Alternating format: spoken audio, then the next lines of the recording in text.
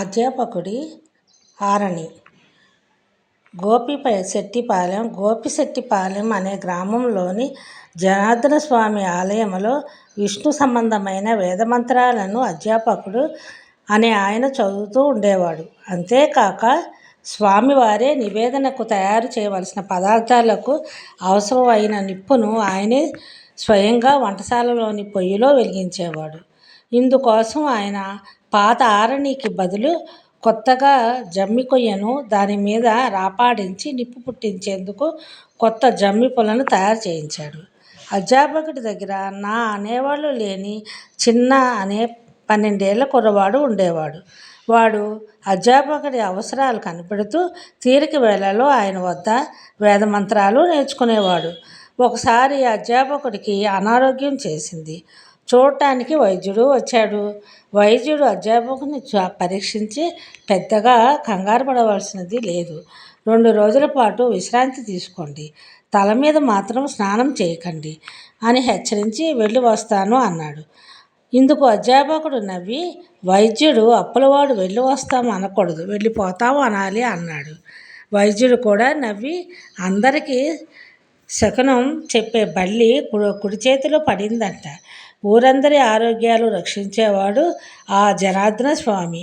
ఆయనకు అన్ని వేళలా పూజలు చేసే మీకోసం జనార్దన స్వామిని గుళ్ళోంచి రప్పించుకోండి, అప్పుడు నాకు వెళ్ళి వస్తాను అని చెప్పే అవసరము రాదు అన్నాడు. అధ్యాపకుడు ఆ మాటలకు నొచ్చుకొని, నీ వెటకారం అర్థమైంది నాయనా, సర్వాంతర్యామి ఆయన దేవుడు గుళ్ళోనే ఉన్నాడని భావిస్తే అది పొరపాటు.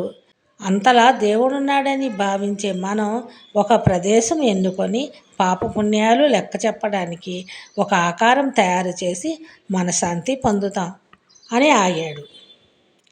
వైద్యుడు చెప్పండి అన్నట్టు తల ఊపి మౌనంగా ఊరుకున్నాడు. అధ్యాపకుడు ఒక్క క్షణం ఆగి, నాయనా, మనుషులు సాటి మనుషులతో కలిసి జీవించడానికి అడవులకు దూరంగా వచ్చేశారు.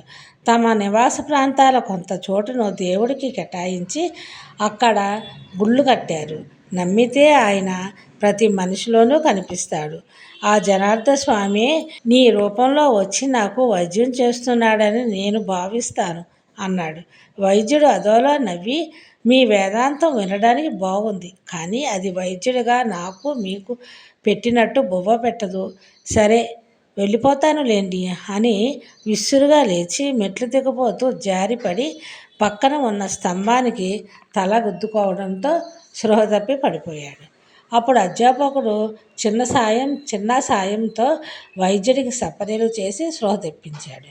కొంచెం తేరుకున్నాక వైద్యుడు వినయంగా, స్వామి, ఈ సృష్టిలో ప్రతి కార్యానికి కారణం ఉంటుందంటారు. స్పృహ తప్పిపోయిన నాకు నేనే వైద్యం చేసుకోలేని విద్య పనికిరానిదని అనలేం కదా. అతీతమైన శక్తికి నమ్మకంతో మేము చేసే పూజా పునస్కారాలకు భగవంతుడు సృష్టించుకున్న వ్యక్తి మీరు. క్షమించండి, మీది పనికిరాని వృత్తి కాదు అన్నాడు. ఈ జరిగిన సంఘటనతో అధ్యాపకుడి విశేష ప్రచారం నచ్చింది.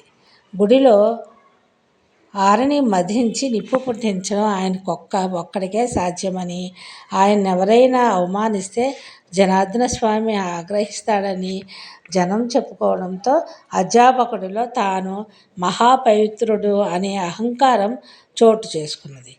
ఇలా ఉండగా ఒకసారి పెద్ద గాలివాన వచ్చింది. జనార్దన స్వామి దేవాలయపు ధ్వజస్తంభం పడిపోయింది. ఊళ్ళో అందరూ చందాలు వేసుకొని ధ్వజస్తంభం పునఃప్రతిష్ఠ చేయడానికి ముహూర్తం పెట్టించారు. ముహూర్తం 10 రోజులలో ఉందనగా పొరుగుళ్ళో ఉంటున్న అధ్యాపకుడి దూరపు బంధువు ఆమె కాలం చేసింది.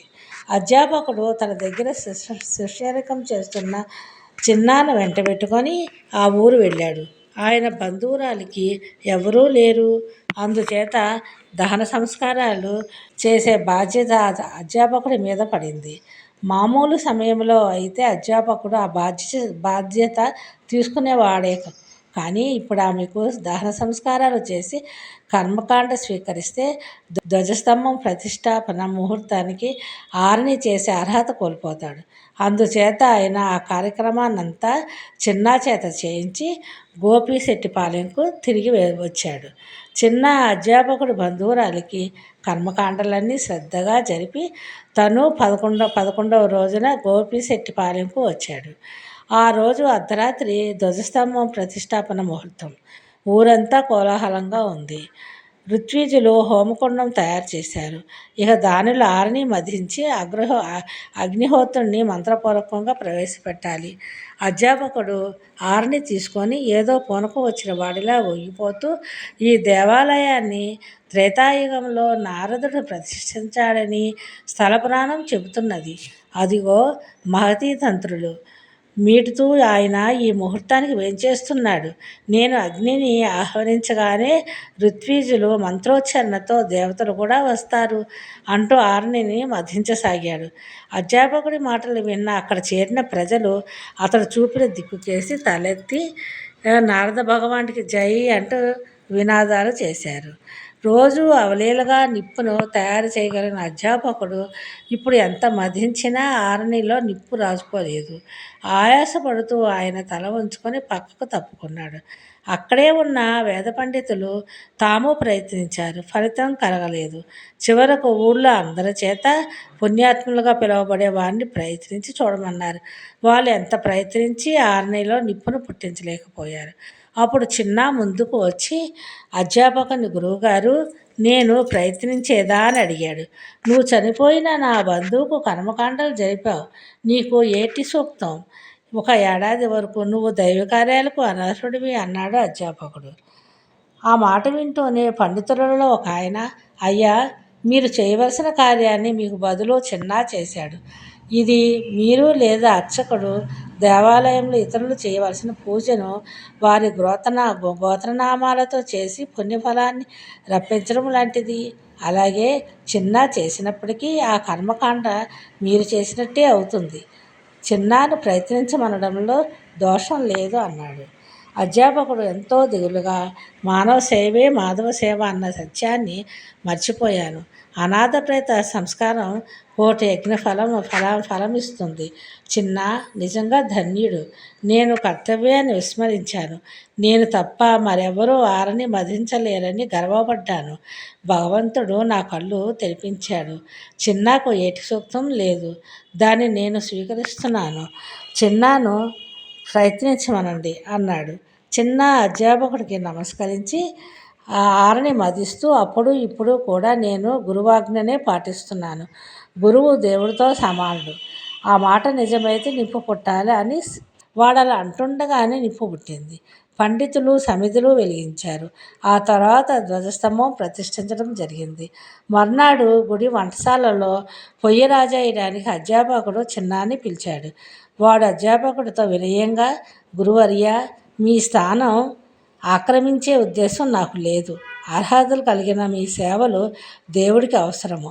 అనాథ ప్రేత సంస్కారం వల్ల 1 యజ్ఞ ఫలితం కలుగుతుందన్న మాట నిజం చేయడానికి భగవంతుడు నాకు అవకాశం ఇచ్చాడు అంతే అన్నాడు. విచిత్రంగా అధ్యాపకుడు ఈసారి ఆరనిలో నిప్పును అవలీలగా చేయగలిగాడు. ఆయనలో గర్వాహంకారాలు మటుమాయమైపోయినాయి. కొన్నేళ్ల తర్వాత చిన్న అధ్యాపకుడి స్థానంలో నియమితుడై గొప్ప పేరు ప్రతిష్టలు గడించాడు. కథ సమాప్తం. నేను చదివి వినిపించే కథ నచ్చినట్లయితే కొత్తగా నా ఛానల్ చూస్తున్న వాళ్ళు తప్పకుండా సబ్స్క్రైబ్ చేసి, లైక్ చేసి, షేర్ చేయండి. బెల్ ఐకాన్ ప్రెస్ చేసినట్లయితే మీకు నేను కొత్త వీడియోలు అప్లోడ్ చేసినప్పుడు నోటిఫికేషన్ వస్తుంది. అలాగే మీ సూచనలు, అభిప్రాయాలు కామెంట్ రూపంలో నాకు తెలియజేయండి.